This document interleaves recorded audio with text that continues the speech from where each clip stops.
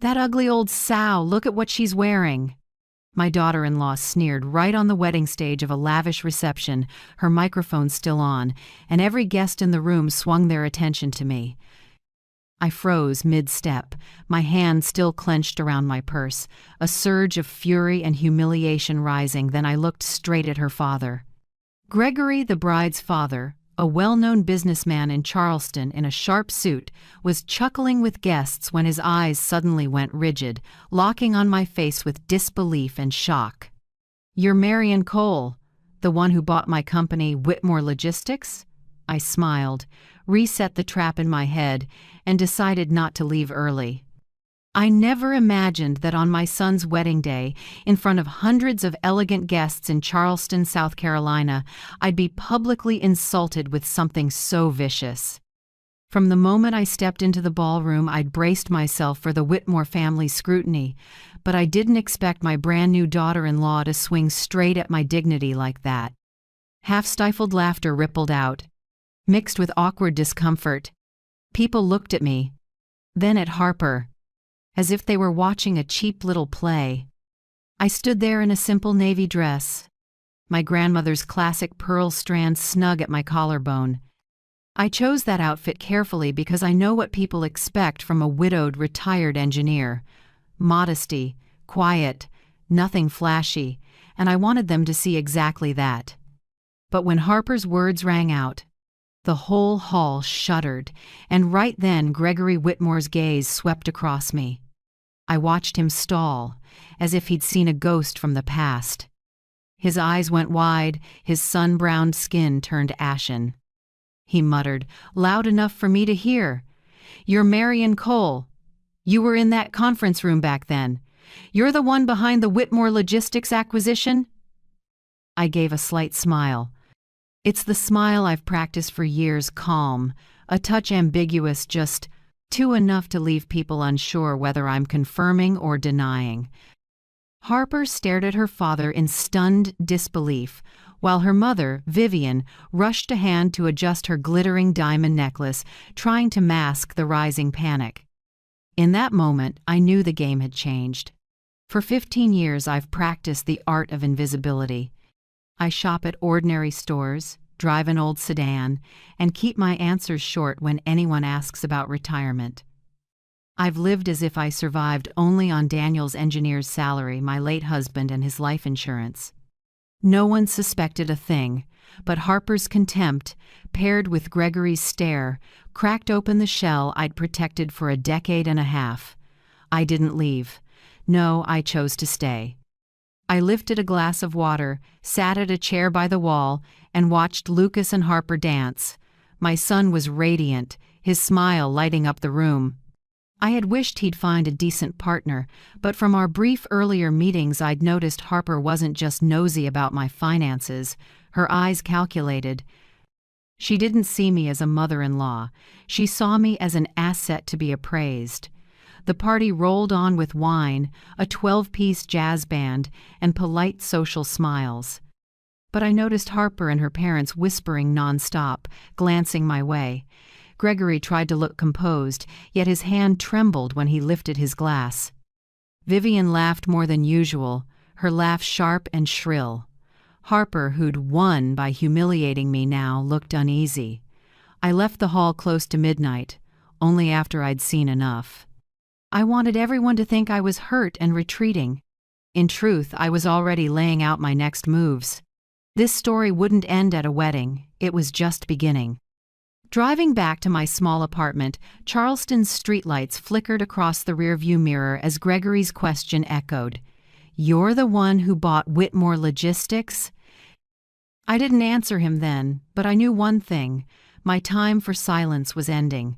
I have to decide keep hiding or take control and bring the truth into the open. That night I brewed chamomile tea, settled into the armchair by the window, and looked out at the Ashley River scattering city lights.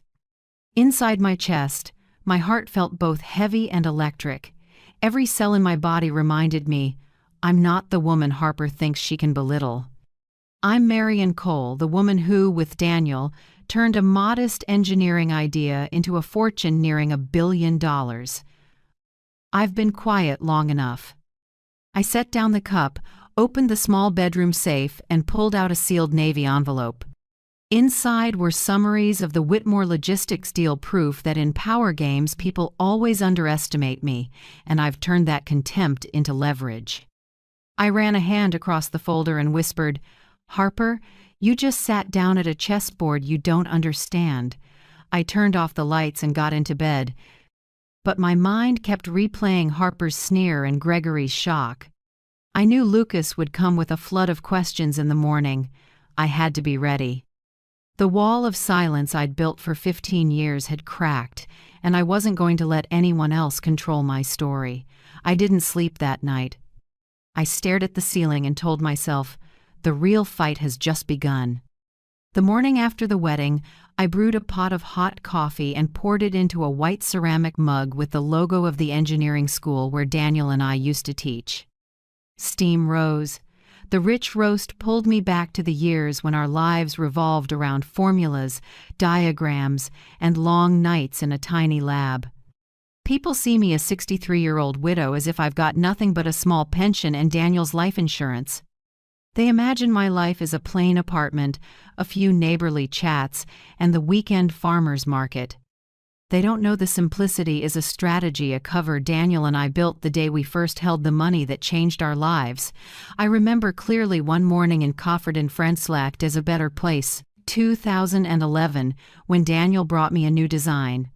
It was just a rough sketch, electrical symbols, unfamiliar even to me, his longtime collaborator. But his eyes shone like a kid who'd found a rare gem. He said, "Marian, this isn't just an improvement. It will change how the world consumes battery power." I looked at him and felt the same faith I always had. We tested together, night after night in our garage, the smell of solder smoke, the steady beep of the oscilloscope, half-finished coffee cups everywhere. When the first battery management system ran stable, Daniel hugged me, sweat-soaked shirt and a blazing grin. I believe that moment marked a turning point not only in our careers but in our lives. In 2012, a major tech conglomerate approached us and offered to buy the patent for nearly $25 million. I remember signing in Austin, the cold lawyer handshakes, the crisp snap of turning pages, and the stunned looks we kept giving each other. We thought we could retire and enjoy old age. But when I looked into Daniel's eyes, I saw a different hunger, not to stop, to begin again. We talked it through and that night decided we'd tell Lucas his parents had received just enough to be comfortable. No luxury, no fuss, just enough. He was 24 then, fresh out with a marketing degree, eager to build on his own. I knew if he thought we had a massive fortune, it would shadow everything he did. I wanted him to stand on his own 2 feet. And that's how the secret began. We split the $25 million. The safe part went into bonds and retirement accounts. Daniel wanted to try growth tech stocks. I leaned toward real estate in emerging port areas. We blended both careful and bold, researching every move. Some nights the floor was covered in papers, charts drawn by hand, debates lasting till sunrise. We never assumed we'd become billionaires, but Daniel had a peculiar eye. He spotted value before the market saw it. "A small logistics firm in the Midwest?" he said. "Give it 2 years when e-commerce booms. They'll triple." He was right. A wobbly renewables startup with next-gen solar panels? Daniel insisted. "They're the real deal, not vaporware." 3 years later they went public, 10-bagger. We had failures too. A few biotech bets cratered. A couple of properties lost value. Each stumble taught us something. We adjusted. Bit by bit, our wealth swelled far beyond anything we'd dared to imagine. By 2019, when Daniel died suddenly of a heart attack, our portfolio had topped $700 million. I sat alone in the quiet house, staring at his spreadsheets, every number calling his name. I wanted to walk away from it all. But I remembered his words.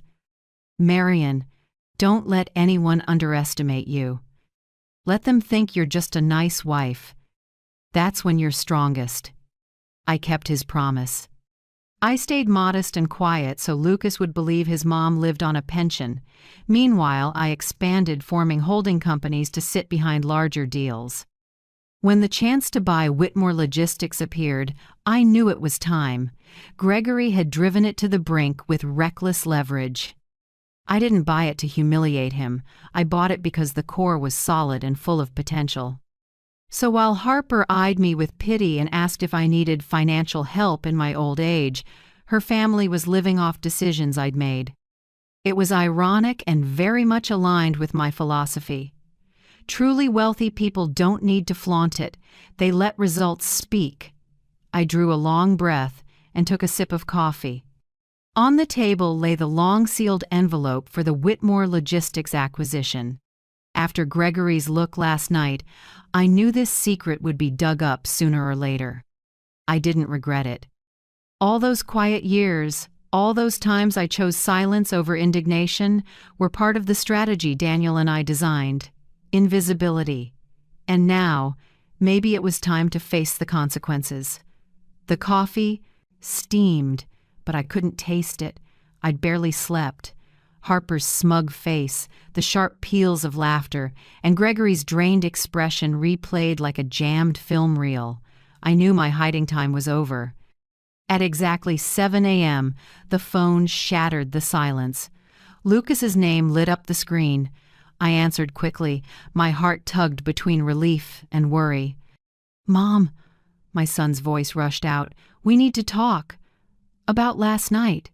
I heard quick pacing footsteps on his end, like he was wearing a path in the living room. I sniffed, kept my voice steady. "Lucas, I know you have questions, but take a breath." He cut me off. "Gregory told me you were tied to Dad's patents, and he brought up the acquisition." He pressed me like he knew.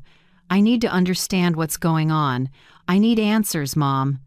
I went quiet for a few seconds. My heart pounded like a drum. My son has grown 34, with his own career and a home he bought himself. All of that was built on believing his parents had just enough and that he'd do the rest. I've been proud of that independence.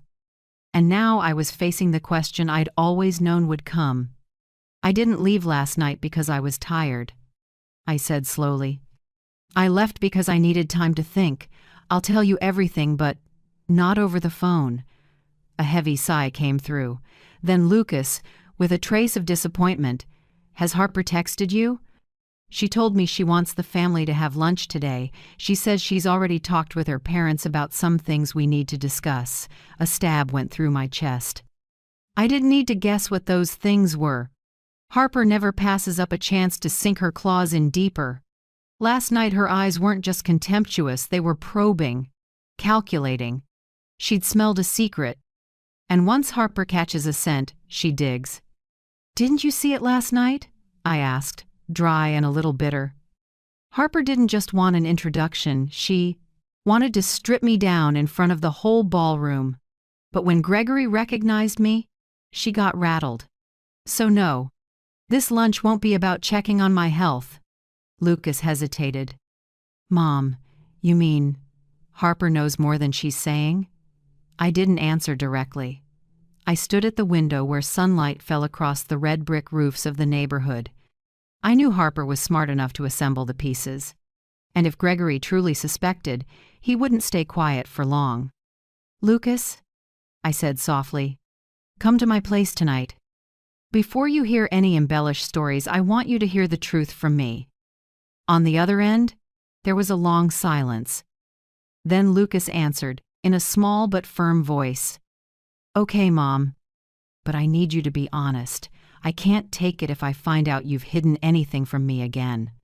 I set the phone down, my heart heavy. I knew tonight's talk would be a turning point. But before that, I had to prepare for the battle at lunch. Right at 12 p.m., I arrived at an upscale riverside restaurant. Harper had booked the table in advance. Of course, it was the one with the best view of the Charleston harbor. I walked in and saw her already seated, perfectly made up, a radiant smile on her face but eyes cold and sharp as a blade. Next to her was Lucas, tense, and across from them, Gregory and Vivian. "Marion!" Harper stood, gave me a perfunctory hug, her hands cold, the heavy scent of expensive perfume hanging in the air. "Thanks for coming. We're family now, and I thought it'd be great to discuss some important matters together." I sat down and gave a faint smile. "Really? A family meal?" The server brought a top-tier Bordeaux, and Harper quickly nodded. "I want us to have a good start. A proper bottle to mark the relationship." I looked at the bottle, then at Harper. In my mind flashed an image of Daniel and me at our kitchen table, drinking a cheap bottle from a chipped glass, mapping out investment strategies. I had to smile at how some people think an expensive bottle is enough to signal power. The meal began. Harper did most of the talking.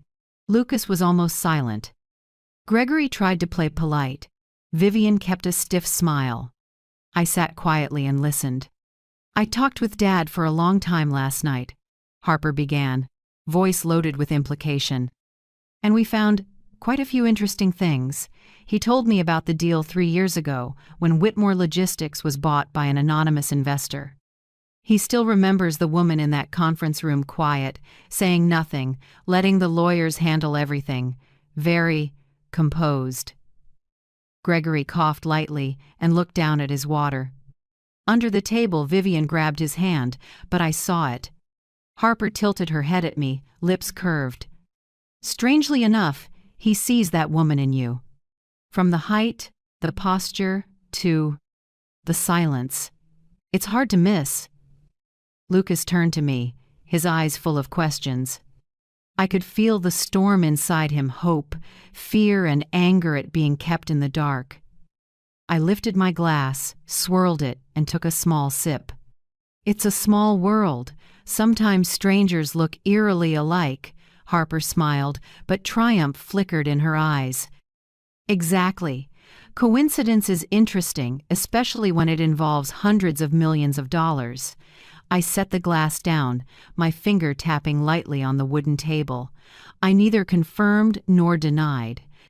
I let silence add weight. In exchanges like this, the impatient one slips first. Lunch ended in a stifling mood. Harper kept smiling, but to me it wasn't joy, it was a challenge. As we stood, she leaned to my ear and whispered, "I hope you'll be honest with Lucas, because if you won't, someone else will tell him the truth." I looked straight into her cold blue eyes and smiled slightly. "Harper, be careful what you dig up. Sometimes people find more than they want." I turned away, leaving behind my son's suspicious look and my new Bredick daughter-in-law's thin smile. Inside, I was sure this wasn't just innuendo anymore. It had truly begun. After that suffocating first lunch, I thought Harper would be more cautious, but she chose the opposite. That very afternoon, Lucas came to my place, still looking exhausted. He said Harper had set up another meeting, this time not just family, and picked a well-known restaurant near downtown. "She says she wants everything cleared up, Mom." Lucas sighed, raking his hair. I looked at my son and saw in his deep brown eyes the turmoil, anger, and guilt all twisted together. I knew he was caught between newlywed love and the trust he'd always had in me. I stayed quiet and nodded. I couldn't stop it. Harper had set the chessboard. I had to sit down and play. That noon, I walked into the restaurant. The space was elegant, classic paintings on the walls, crystal chandeliers overhead. Harper sat waiting at a corner table, glowing, blonde hair neatly curled, dressed in a pristine white suit. Lucas sat beside her, tense. I noticed Harper had prepared carefully. On the table, a pricey Bordeaux one I knew ran nearly $1,000, and a neat folder placed by her glass. "Hello, Mom." Harper stood, smile gentle but eyes calculating. "I think we need a candid conversation. That night was only the beginning." I pulled out a chair and sat, keeping my gaze steady. "If you think a fancy lunch will make me talk more, you're mistaken. But I'm willing to hear you try." The server poured the wine, Harper lifted her glass, took a small sip, and began. I spoke with Dad at length last night. He described that negotiation in great detail 3 years ago. He remembers the woman in the navy dress, sitting quietly, letting the lawyers run the show, yet radiating authority. He says she couldn't be anyone else. I turned my glass so the light caught the dark red surface. I didn't confirm or nod. Silence was my shield. Harper leaned in, voice low but razor sharp. You know what's interesting? The company was bought for nearly $700 million. Then the investor completely disappeared from public records. A deliberate disappearance, right? Lucas frowned and looked at me. The doubt in his eyes cut me. He craved transparency, and each line from Harper pierced the trust he had in me. I set my glass down, voice calm and flat. So what do you want, Harper? To turn this lunch into a public interrogation? Harper smiled, running a finger along the folder. Not an interrogation. I just think, as a family we should be clear. My parents once believed Whitmore Logistics would be passed down to the next generation, but an anonymous investor changed everything. And now I can't help thinking about the coincidence between you and that woman. Gregory wasn't there, but I heard his shadow in her tone, equal parts wounded pride and the urge to save face. I looked straight at Harper and gave a faint smile. Coincidence happens every day, Harper. Don't mistake a few puzzle pieces for the whole picture. But Harper didn't stop. She took out her phone and pulled up an old business article from 3 years ago. The photo was grainy but clear enough to see a woman in a navy dress seated among a row of lawyers. My face was partly obscured, but the frame, the way I held my purse, too familiar. Harper set the screen in front of Lucas. Take a look, she said. Isn't it too similar? I felt Lucas's heart seize. He looked at the photo, then at me, his eyes wavering. Mom, please tell me that's not you. I drew a deep breath but didn't answer. Instead, I let the silence stretch tight like a string. Harper sat up straight, glowing as if she'd secured the upper hand. A random coincidence, I said at last, gently but with just enough pressure to prick Harper's pride. There are millions of women in this country who wear navy and pearls. If you're concluding from a silhouette, you're rushing it. Harper smiled, but it was icy. Rushing or not, the truth will surface. No one can hide forever, especially when hundreds of millions of dollars are involved. I met her gaze, steady. Then let time answer. But remember this, Harper. The wise know when to stop digging. Sometimes what they find can drown them. Lunch ended in heavy silence. Harper kept smiling, but I saw tension at the corners of her eyes. Lucas walked out with leaden steps, and I felt a bit lighter. I knew the game wasn't over. Harper had made it plain. She didn't just want to belittle me, she wanted to grip the past to control the future. On the drive home, I thought of Daniel. If he were alive, he'd give a wry smile. We planned for days like this, Marion. And you know, we prepared long enough. As the car turned onto the small street to my apartment, I decided. I couldn't sit and wait to be exposed. I needed to unlock the old envelope in the safe and be ready for the war Harper had just declared. One question kept ringing in my head. When the truth comes out, whose side will my son be on? I didn't have an answer, but I knew for sure I wouldn't let myself be cornered. That night, back home, I opened the safe and put the old envelope back in its usual spot. But this time, I wasn't going to let it lie still. I knew Harper wouldn't stop at hints and glances. She's the kind who, once she finds a crack, will tear at it with both hands until the wall collapses. If I wanted to protect myself and Lucas, I had to move first. The next morning, I called Ethan Park. He's the financial advisor who's worked with my husband and me for years, since the days we first managed the patent sale money. Ethan's discreet and steady, and he can analyze the messiest situations with a cool head.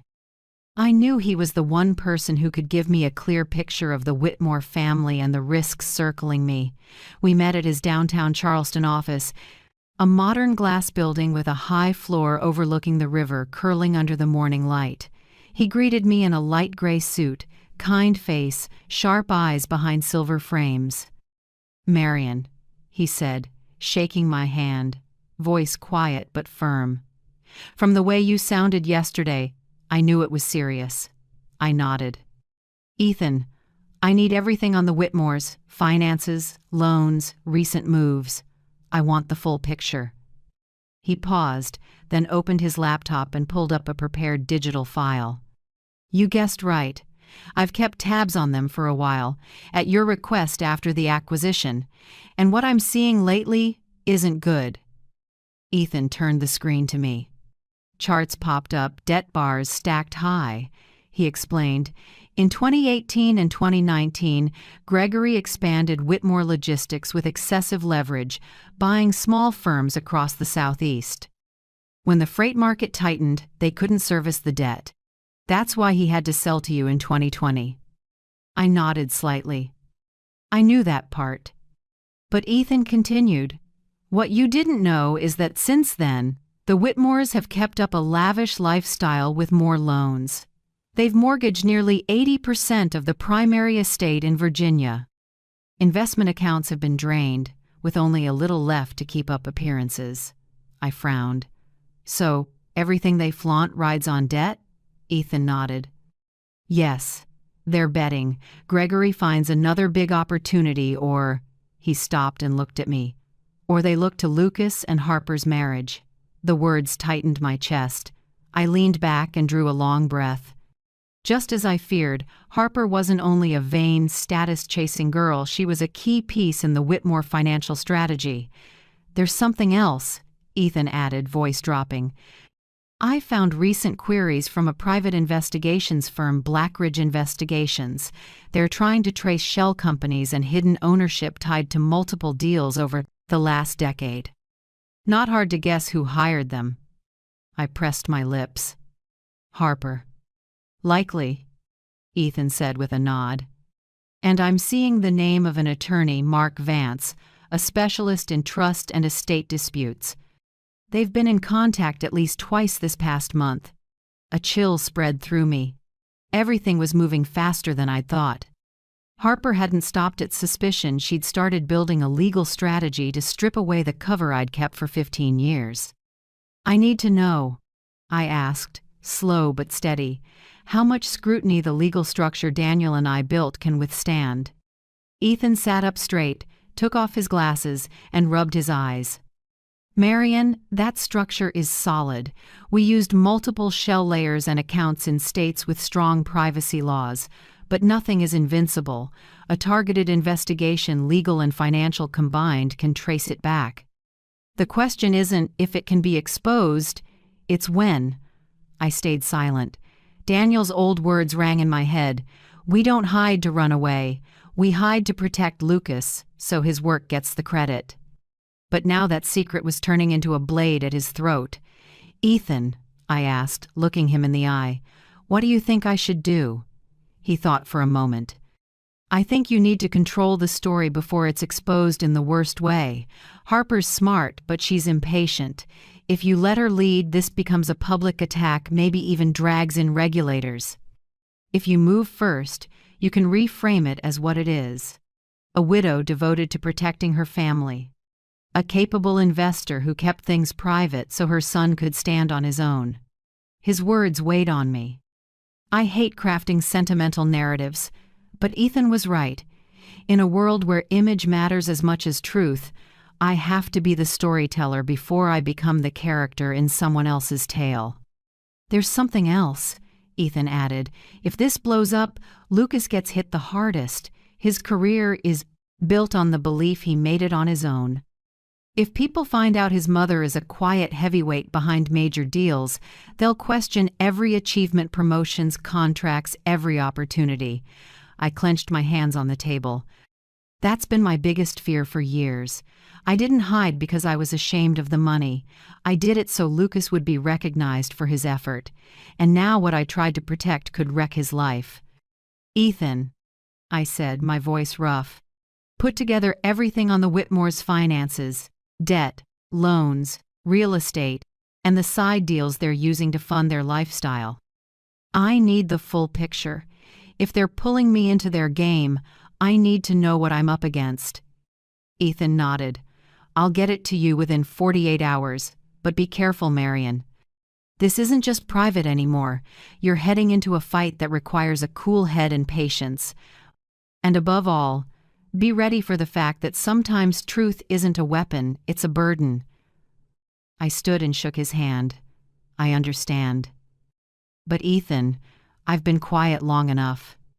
If Harper thinks she can mine my secrets to control my family, she's misjudged me. Leaving the building, the river wind kicked up, flipping the hem of my navy dress. I walked slowly out to the street, heavy but resolute. I knew what lay ahead: accusations, judging eyes, and my own son's disappointment. But I also knew this wasn't my first time facing people who wanted to take me down.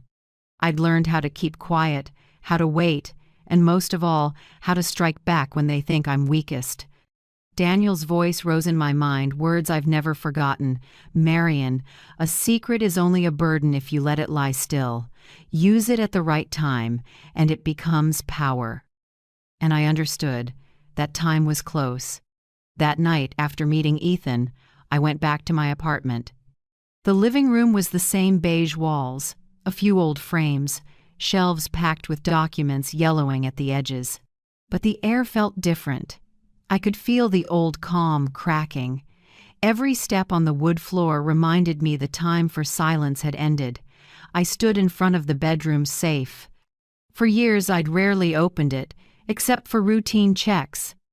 It held the secrets Daniel and I had built over 15 years: investment reports, transfer papers, powers of attorney, even Daniel's handwritten memos on buy-sell strategy.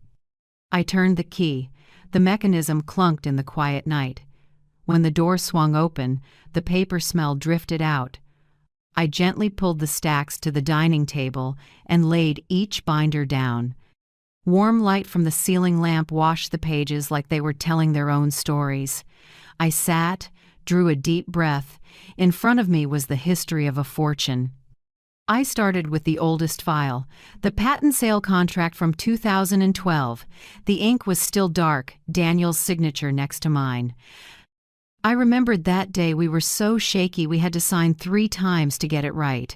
Who could have guessed that from $24.8 million, we'd build what we did? Next came the account reports. I turned page after page, tracing the curve like a life chart. By 2015, assets topped $50 million. By 2018, we'd hit $200 million. Then, after years of Daniel's relentless work and high-conviction bets, the number jumped past $700 million before he died. I went still, fingertip touching his note in the margin. Don't ever let our son think things just exist for him. He needs to know the value of work, not inheritance. I lingered there, then closed the page gently. Daniel always saw farther than I did. Now his words were the lamp in this storm. But tonight wasn't for nostalgia. I needed to prepare for now.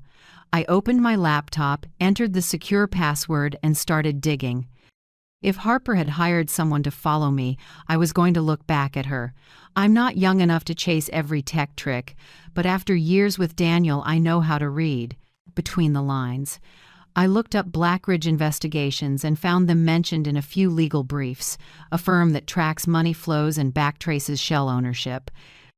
They've played in estate fights and wealthy family disputes more than once. I opened Ethan's materials from earlier, the report on Harper's recent credit activity. 3 new credit cards in 1 month, all with unusually high limits. The transaction list showed payments to law firms and investigators. So there it was. Harper was going all in, betting the return would dwarf the cost. I leaned back and stared at the ceiling. To Harper, marrying Lucas was just an investment, a ticket into a fortune she believes I'm hiding. The thought made me both sad and angry. My son, honest and open, reduced to a lever in someone else's plan. I turned back to the table and opened another file. My analysis from when I bought Whitmore Logistics. I remembered it clearly. Gregory had run the company to the edge, debt piled high, employees rattled. I didn't buy out of spite. I saw real value in the warehouse network, the transport lines, and seasoned staff. With the right management, it could recover. It did 3 years later. It was one of the region's most consistently profitable logistics firms. I gave a bitter smile. Gregory still floats on consulting fees and a board seat arrangements I put in place to keep him steady. And now, that family through Harper wants to flip the board. I opened another binder. Dividend logs, tech licensing contracts, startup equity. Every number and line of data proved I wasn't lucky. Daniel and I worked. We researched. We calculated. No one has the right to call me a freeloader, as Harper once implied. It was late. The wall clock read close to 2 a.m. But I wasn't tired. My blood was moving faster. My mind was clear. I sorted everything into 3 sets. One for me, one if an attorney is needed, and one for Lucas in case I had to tell him everything. Before putting them away, I took a leather notebook and wrote my to-do list. 1. Verify all of Harper's financial transactions from the past 3 months. 2. Gather proof of the Whitmore's debt and mortgage positions. And 3. Prepare an asset summary to explain to Lucas if needed. 4. Build a legal plan with Ethan and an independent attorney. I closed the notebook and set it on the stack. Then I stood and faced the mirror. In the warm, dim light, I saw the years in my face and the shadows under my eyes. But I also saw something else: resolve. I wasn't the woman quietly taking abuse at the wedding reception. I was Marion Cole, who learned to wield silence as a weapon and truth as a blade. I whispered, like to Daniel somewhere far away, I won't let them trample us, and I won't let Lucas be turned into a pawn. I promise. Outside, the city had gone still. I turned off the lights, but a fire had been lit inside me. I knew the real battle had just begun. 2 days later, Lucas called, hesitant. Mom, Harper wants us to come over, to your place, tonight. She says she has serious ideas about the future. I heard worry in his voice and knew the evening would be the staged performance Harper had been building. I straightened up the living room, small, simple, just a beige sofa, a low wooden coffee table, and a few family photos. I deliberately changed nothing, no fancy staging. This was my ground, and I wanted everything to unfold in honest simplicity. When the doorbell rang, I opened it. Lucas stepped in first, clearly unsettled. Harper followed, sleek in a fitted black suit, leather portfolio in hand. Her smile blazed, but her eyes were steel. Thank you for having us, Harper said sweetly. I think this is the right time to talk about our family's future. I seated them on the sofa. I poured tea, not wine. Harper's brow pinched at the sight of the old teapot. Small gesture, but I saw the flicker of irritation. After a few pleasantries, Harper opened her case and slid a thick stack onto the table. This is my proposal, a plan for us to protect and grow the family assets together. I stayed still, fingers wrapped around the cup. I didn't touch the papers. What plan, Harper? She smiled, as if she'd been waiting for that question. A family fund. I've spoken with a wealth management attorney. The idea is to set up a foundation where each family member is a trustee. Centralized management ensures both protection and long-term impact in the community. Lucas glanced at me, then at his wife. Clearly, he hadn't heard this level of detail before. And, Harper went on, excited, if you agree, I'd suggest starting the fund with about $50 million. That's enough to make a splash and position us as a responsible, influential family. I set my cup down, eyes calm. $50 million. And where do you think that money comes from? From you, of course, Harper said bluntly, still smiling. You've shown you're an excellent investor. But I believe it's time to put the assets in a more transparent structure. With the fund, everyone gets a voice and you won't have to carry it alone. Harper. Lucas grimaced, but she cut him off. I'm saying this because I care about Mom. It's how we secure our future and our children's.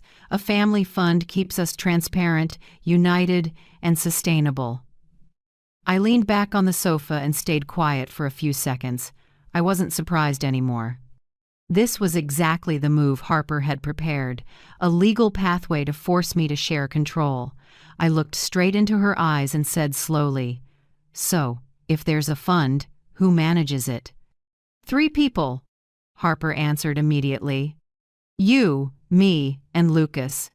3 votes, fair and democratic." I gave a thin smile.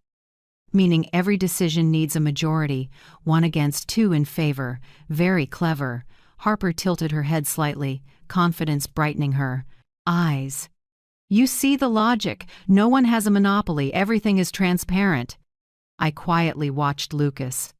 My son sat there with his hands clasped, eyes uneasy. He was stuck between 2 sides, his respect for me and his newlywed love. I knew exactly how torn he felt. I set my hand lightly on the documents. "Harper, how long have you been working on this?" "A few weeks," she said, proud. "I've looked at models from other wealthy families. This is the best way to ensure stability." I nodded and gently pushed the stack back toward her. "If you've researched that much, you also know every family fund starts with trust, and unfortunately you haven't shown me that." Harper flinched, then steadied quickly. "You don't trust me?" "I only trust people who don't hire investigators to dig into their mother-in-law," I replied evenly, sharp as a blade. Lucas snapped his head toward Harper. "What?" Harper stiffened, her lips trembling. I opened a drawer and took out a slim envelope. I set it in front of them and slid it forward. "These are copies of your credit card transactions from the past month, including your contracts with Blackridge Investigations and attorney Mark Vance. If you truly want to protect the family, why spend money paying people to mine your mother-in-law's secrets?" The room went rigid. Lucas's eyes flew wide as he picked up the envelope with shaking hands. "Harper, is that true?" "Lucas, Harper began, but I cut in. "You don't need to explain, Harper. Every action is spelled out on paper. The only question I have is this: do you love Lucas, or do you love what you think Lucas brings?" Harper flushed, defiance flashing in her eyes. "Think what you want. I know the truth, that wealth exists, and sooner or later, Lucas will have a right to it." I sat up straight, eyes locked on her. "Right, but you've forgotten something. Neither of you has any rights to anything. It was built by Daniel and me. And we chose to hide it not so you could spend freely, but so Lucas could be independent." Lucas lowered the papers, eyes red. He looked at me, then at Harper, like a lost child. I knew this moment would hurt him, but the truth was necessary. I stood and said firmly, "This meeting is over. Harper, you can take your proposal back. If you want to discuss it again, start with honesty. Otherwise, don't ever say family fund to me again." Harper pressed her lips together, gathered her documents, and stood. She forced a smile at Lucas, then turned away, her heels striking the floor in hard, dry beats. The door closed, leaving the room in silence. Lucas sat with his head in his hands. I walked over and set my hand on his shoulder. "Son, I know the truth is hard to take, but I can't let you be turned into a tool." Lucas looked up, his voice hoarse. "Mom, I don't know who to believe anymore." I squeezed his shoulder gently. "Just believe in yourself. I'll handle the rest." That night, after Lucas left, I sat alone in the living room. Outside, the autumn wind whispered through the trees. I knew Harper wouldn't stop. But at least I'd shown her I wasn't a woman who sits quietly to be handled. And inside me, the fire to push back burned hotter than ever. Only 3 days after the evening, Harper brought her family fund proposal to my apartment. The real storm hit. On Monday morning, I got a call from Ethan. His voice was rough, more serious than usual. "Marion, I just got word. Someone filed a complaint with the Securities and Exchange Commission. They're challenging the ownership behind several shell companies tied to the 2020 Whitmore Logistics deal. The filer, none other than the Whitmore family, signed by Harper." I closed my eyes and let Ethan's words echo through me like waves. I'd expected a reckless move, but I didn't think she'd go this far, dragging a federal regulator into it. This wasn't a living room fight anymore. This was a public declaration of war. "What does that mean, Ethan?" I asked slowly. "It means," he said, "you could face a long investigation, even if your structures are fully legal.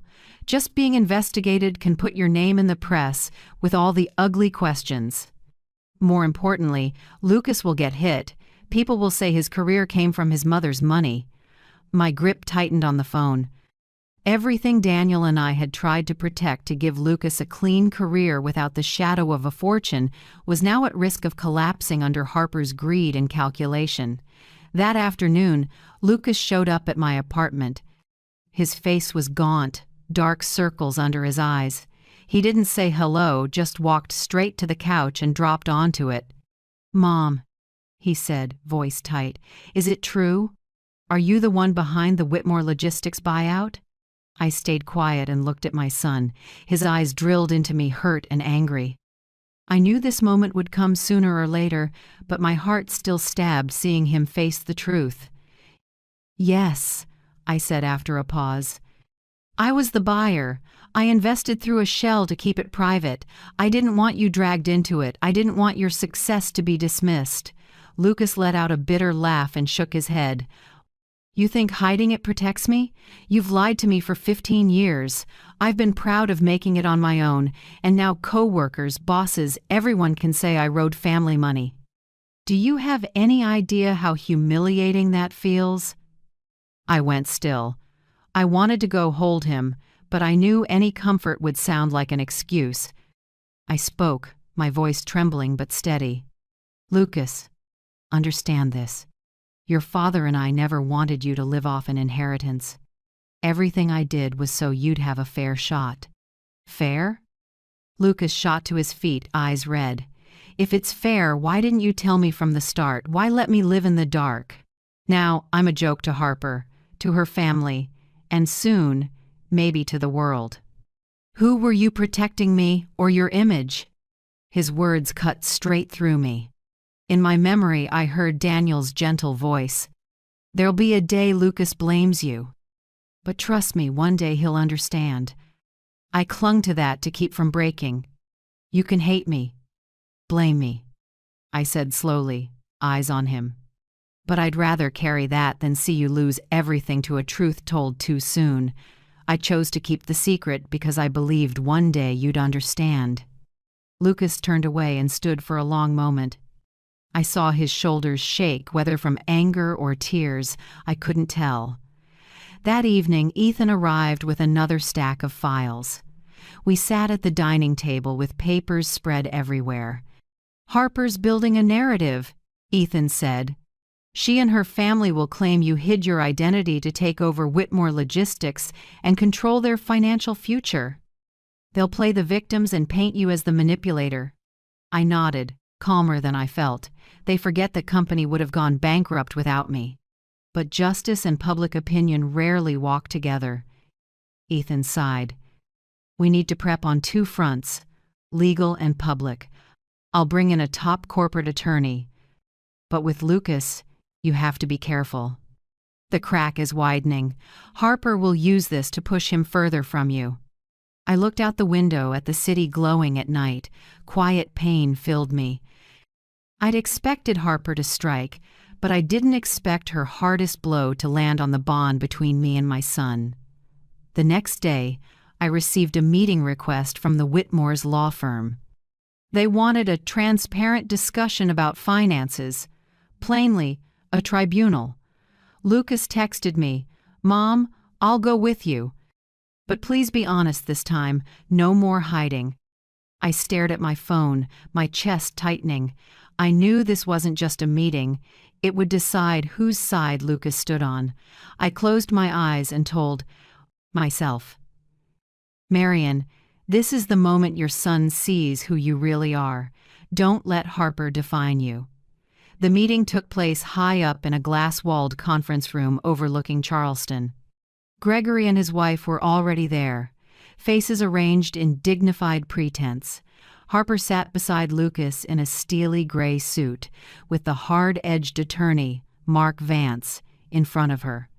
They opened with accusations that I hid my identity, used complex structures to control things, and had deliberately undermined a family for my own gain. I sat straight and listened without interrupting. When it was my turn, I said only this. I didn't take anything from anyone. I bought a sinking company, pulled it up, and saved hundreds of jobs. If your family calls that manipulation, then maybe it's your definition of responsibility that needs review. Harper leaned forward, voice acidic. Dress it up however you want. Lucas knew nothing. You lied to your own son. If you can hide a secret for 15 years, who knows what else you're hiding? Lucas looked at me. In his eyes was a storm, love, anger, and a broken trust. I knew each of Harper's words stitched deeper into a crack that already existed. I took a long breath and spoke clearly. Lucas, I did keep it from you, but I never hid anything to hurt you. If you feel humiliated by this truth today, I'll carry that shame. But don't forget it's Harper turning that secret into a weapon to tear your family apart. The room went silent. Lucas bowed his head and clenched his hands. I knew his heart was being pulled in two, and I understood. This crack wouldn't heal today, but I trusted time and the truth to do its work in the end. The 20th floor conference room stayed dead quiet after my final words. Late light streamed through the glass walls, glinting off the long walnut table, making us all look like we were sitting in a clear tank. No one spoke for several seconds, only the soft hum of the barais, HVAC, and the tense rhythm of breathing. I knew this was the breaking point the moment masks would fall. Harper still sat straight-backed, slender hands neatly on the thick folder. But the corner of her mouth curled in challenge, like she was sure she held the knife handle. Next to her, attorney Mark Vance opened his briefcase, pulled out another file, and said, voice ringing clear, Mrs. Turner, the evidence is more than sufficient. Using shell companies to conceal beneficial ownership in the Whitmore Logistics acquisition can be viewed as deliberate concealment, if not outright fraud. My clients have ample grounds to request a federal investigation. Gregory nodded slightly, and his wife looked at me with a mix of contempt and expectation. They thought I'd panic. They thought an older widow would curl up at words like federal investigation or fraud. I kept my gaze calm, then slid a thin envelope toward Ethan, my advisor, sitting beside me. He nodded and pulled out the printouts we'd prepared carefully. I looked around the room and spoke evenly and slow. You've all talked a lot about transparency, so let me contribute. Ethan handed a packet to each person. Paper rustled, then went silent as their eyes locked onto the cold numbers. These are the Whitmore family's financials for the past 3 years, I said, clear without raising my voice. I didn't need a private eye to find this. It's all public data if you know how to read it. The Whitmores have mortgaged their primary property up to 80% of its value. Their investment accounts are nearly empty. Credit debt has doubled in 12 months. And, I paused, meeting Harper's eyes, your own new credit lines were opened this past month. The spending clearly points to investigation and legal fees, not the family development you keep talking about. The air got heavy. Gregory's face changed. Paula lifted a hand to her forehead. Harper froze. Lips pressed tight. Mark Vance tried to stay composed, but I watched him scan pages, his expression darkening. Where did you get this data? He asked, trying for calm. I have enough legal channels to find what I need, I answered briskly. What matters isn't where I found it, but what it says. Your family is sitting on a sandcastle, and now you want to pull my son in to hold it up." Beside me, I felt Lucas's weighted breathing. He looked from the packet to Harper, then back to me. I knew he was wrestling hard inside, but at least now he could see the truth wasn't one-sided. Harper spoke, her voice shaking but still trying to sound proud. "What's your point? That because your daughter-in-law's family is underwater, we have no right to question you?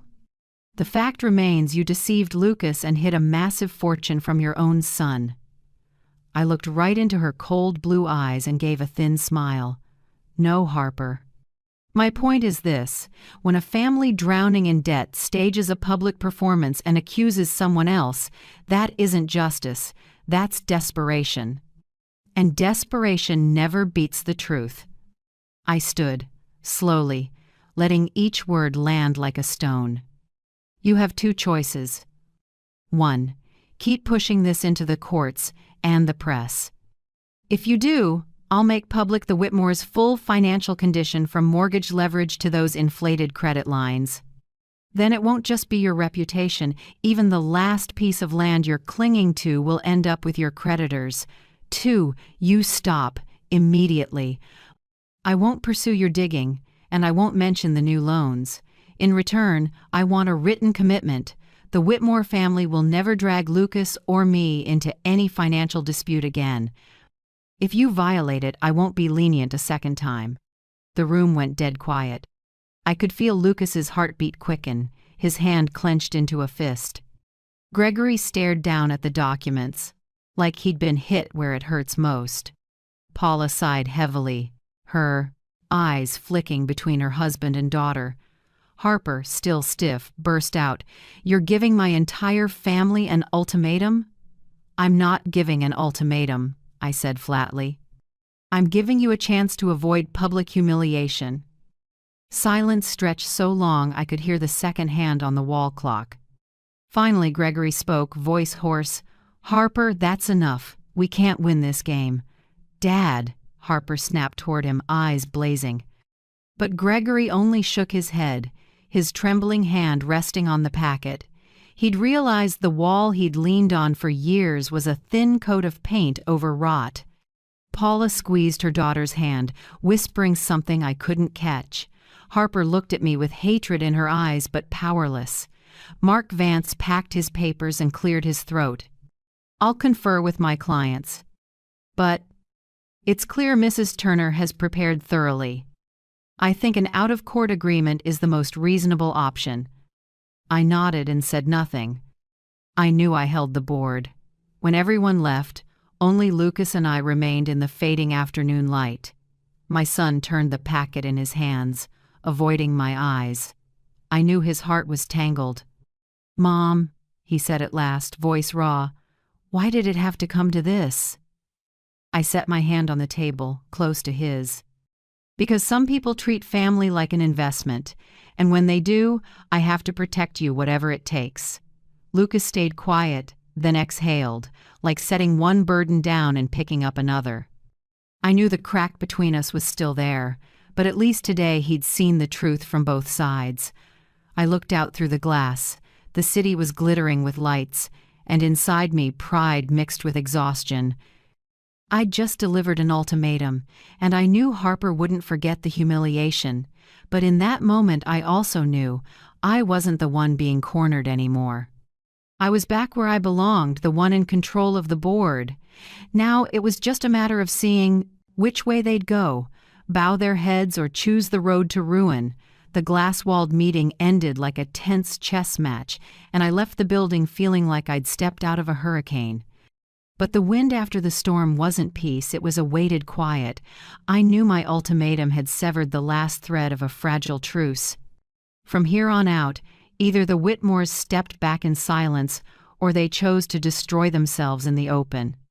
That night, Lucas didn't go home with Harper. He came straight to my apartment. When I opened the door, I saw my son standing there, shirt wrinkled, face lined like he'd aged 10 years. He walked in without a word and dropped onto the sofa. I poured him a glass of water, set it on the table, and sat beside him. The warm light brushed his face, showing his red eyes. "Mom," he began, voice breaking, "I don't know what to believe anymore. Harper says one thing, you say another. Each of you has evidence, arguments. I feel like a puppet pulled at both ends." I met his eyes and said slowly, "Lucas, you don't have to pick a side. Just pick yourself. Ask this: do you want your life built on truth or on empty promises?" He shook his head and raked his messy hair. "Harper wants me to take her side. She says if I don't, our marriage will fall apart." "But Mom," he trailed off, staring far away, "I'm not sure that love was ever real or just a trap." I set my hand on his shoulder and felt the tremor beneath. "Real love never needs financial proof to exist, Lucas. If someone sees you only as a key to money, then you already have your answer." He sat in silence for a long time, then buried his face in his hands. I knew my son stood before a painful decision not only about his marriage, but about the trust he placed in me. 3 days later, attorney Mark Vance called. His tone had lost the swagger from the conference room. "Mrs. Turner, my clients will withdraw the complaint, but they want one. Condition: any financial data you've gathered on them must remain strictly confidential, never disclosed. In exchange, they'll agree not to take any action targeting your assets or your son's private life." I gave a faint smile. They understood my ultimatum wasn't an empty threat. I agreed on condition that commitment be notarized and legally binding in perpetuity. Mark Vance had no choice but to accept. The news eased me, but I didn't feel victorious. The real aftershock wasn't with the Whitmores. It sat in Lucas's heart. One late afternoon, Lucas asked me to meet at the park near my place. We sat on an old wooden bench, fall trees blazing gold, dry leaves drifting along the path. "Mom," he said, voice lower than usual, "I filed for legal separation."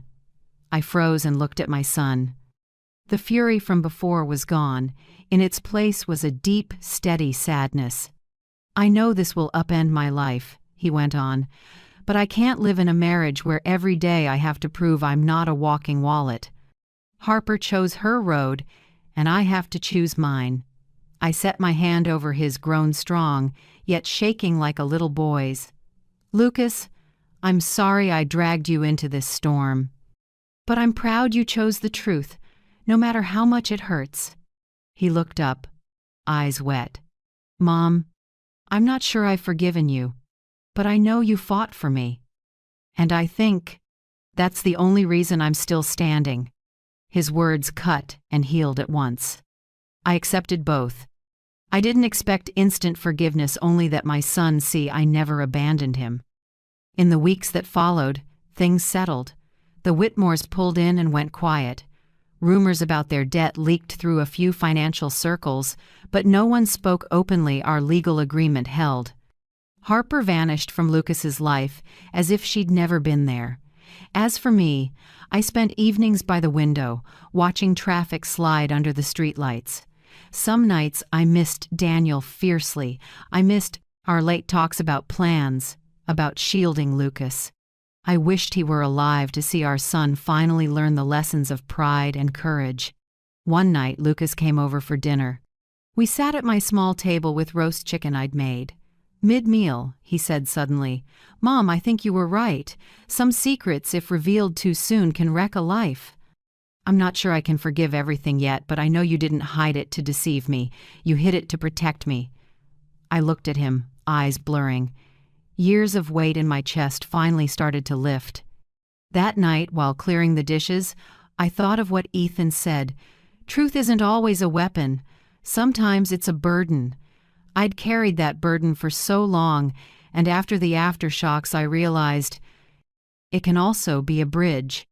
A bridge for Lucas and me, cracked, but letting us step toward each other again. I don't know what tomorrow brings, or whether my son will fully forgive me. But I know this: I kept my independence, protected him from the Whitmores' greed, and taught him what Daniel always wanted: Sometimes choosing the truth matters more than anything else. Inside me, a new calm storm born, though the ground still trembles. I know this isn't the end, but it is a cleaner, truer beginning. When the aftershocks finally eased, I knew I needed a new space to breathe, to look back at what we'd just come through. In November, I decided to leave Charleston for a few weeks and head to Santa Fe, the place Daniel once said, if we ever retired. He wanted to sit on an adobe porch and watch the sun go blood red behind the Sangre de Cristo Mountains. The trip itself was short by plane, but in my mind it felt much longer. When I arrived in Santa Fe, I was stunned by the high blue sky, the light gilding every orange-red adobe wall, and the dry, cool air of the high desert. It was nothing like Charleston's humidity, yet oddly comforting, as if the land and sky were whispering, "Lay your burden down." I rented a small adobe, simple but warm. In the mornings I made coffee and sat by the window, sunlight slanting through the wooden frame into long bands across the clay tile floor.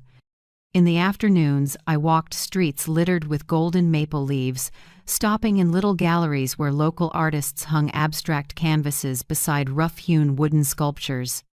I felt like I was returning to a part of myself that had slept a long time, the part that loves art and simple beauty, unbound by numbers and contracts.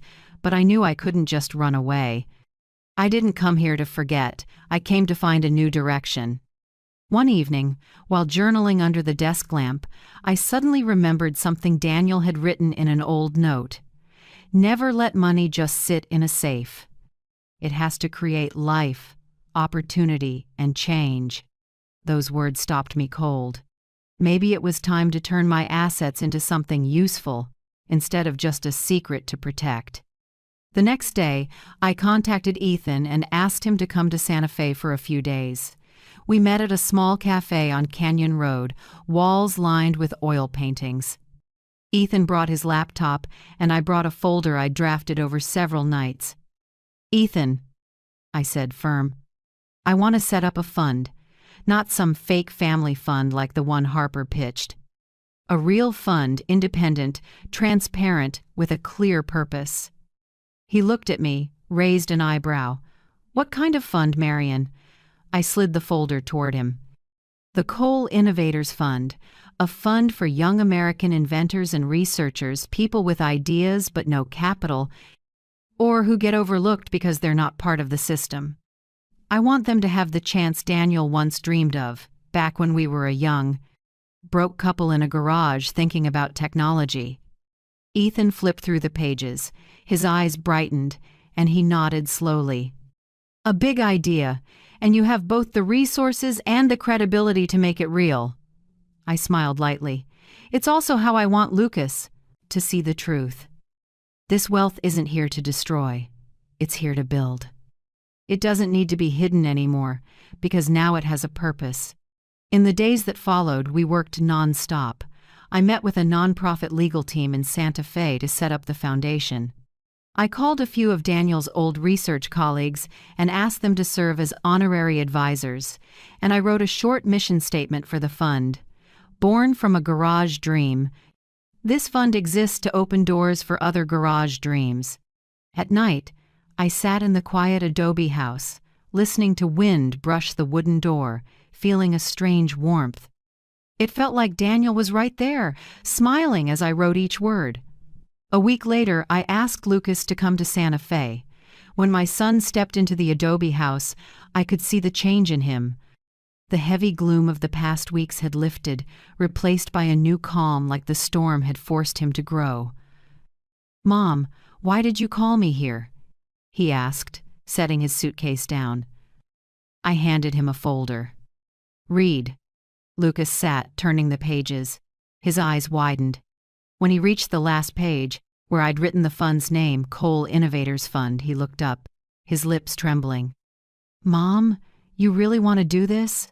"Yes," I said. "I hid a secret for 15 years to protect you. But now I don't want to hide anymore. This wealth isn't for Harper or the Whitmores to fight over, it's for something good. I want you to see that the truth isn't only a burden, it can bring light." Lucas was quiet, then suddenly gripped my hand. Tears shimmered at the corners of his eyes.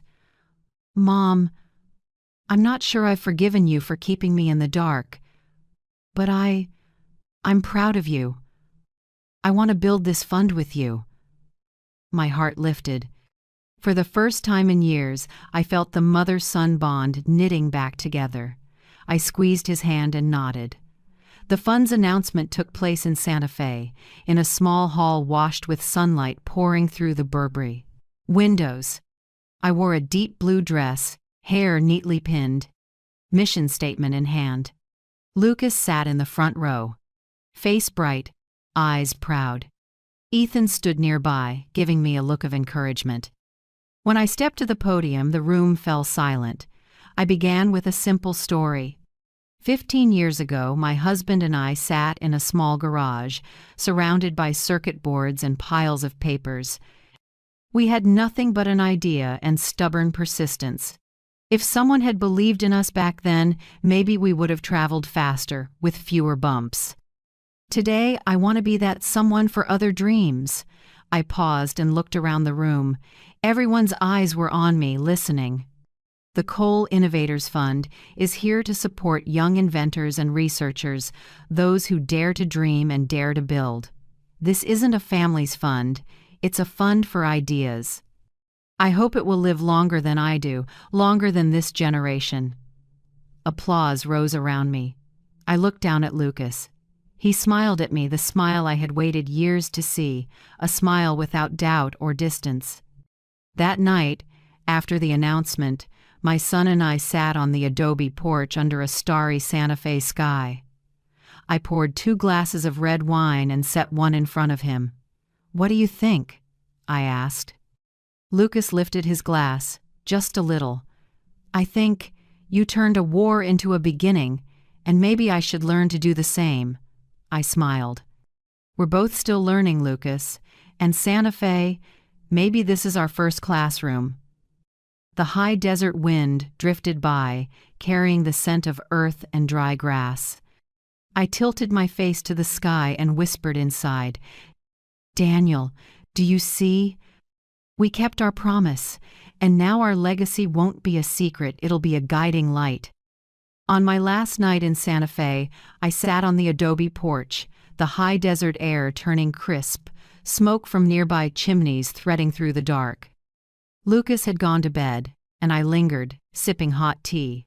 Watching moonlight stretch across the distant mountains, I realized that after all the battles, what remained to me wasn't just wealth or a defended reputation, it was peace in my soul and a door opening for the next generation. I thought of the woman I used to be, a widow living quietly behind a thick wall, always afraid of being exposed, weighed down by a massive secret. I once believed disappearing was the only way to stay safe. But now, seeing the Coal Innovators Fund take shape, I understood. Real strength isn't in hiding, it's in knowing when to share and turn it into light. Lucas, too. My son had grown through the upheaval. I could see a new resolve in his eyes. He was no longer the boy who thought his mother was fragile, nor the man torn between love and ambition. Now he sat beside me and talked about projects he wanted to bring to the fund, about giving chances to kids as poor as his father once was. The circle had closed in a beautiful way. Inside me there were still scars. Harper, the Whitmores, bitter betrayals, cold-blooded meetings, each left a mark, a reminder of how people can change when money's on the table. But I no longer looked at them with hatred. I saw them as closed chapters, like ashes blown away so a new flame can burn bright. The next day, I walked across the Santa Fe Plaza. Children played, artisans called to tourists, a street musician strummed guitar in the Sunday. I stood quietly, feeling how simple life can be. I didn't need anyone to see me as a millionaire or a failure. I just wanted to be called simply Marion Cole, a mother, a woman who has weathered storms and is still here, breathing with the earth and sky. I thought of Daniel, the man who gave me faith that small dreams can change the world. He's gone, but every step I take now has his footprints beside it. And the fund bearing our name, the Coal Innovators Fund, is the promise I send to him. Our legacy isn't just numbers in a bank, it's chances planted for the young who are hungry to begin. That evening, back home, I opened my old notebook and wrote the final lines. I don't need to be invisible anymore. I've learned that honest presence is the greatest gift. And if anyone ever calls me the shame of the family again, I'll smile. Because the real shame isn't me, it's living a life pleasing others instead of leaving a meaningful mark. I closed the notebook and let out a long breath. The Santa Fe sky glittered with countless stars. I knew my journey had turned a page, and now, as I sit here telling it, I want to ask you, the one listening to me, if you were in my place, what would you do? Keep silent to keep the peace, or face it all to reclaim your voice? Tell me where you're listening from, what city, what little corner of the world. I truly want to know, because each of your answers is like a small candle lighting my path. If this story touched your heart, please leave a comment, tap like, and subscribe so we can share more stories. Stories of mothers, of women who have lived, endured, and stood back up. I'm grateful you stayed with me to this moment. In a noisy world, you're choosing to sit and hear my voice is a gift. Thank you, and I hope we meet again in the next stories.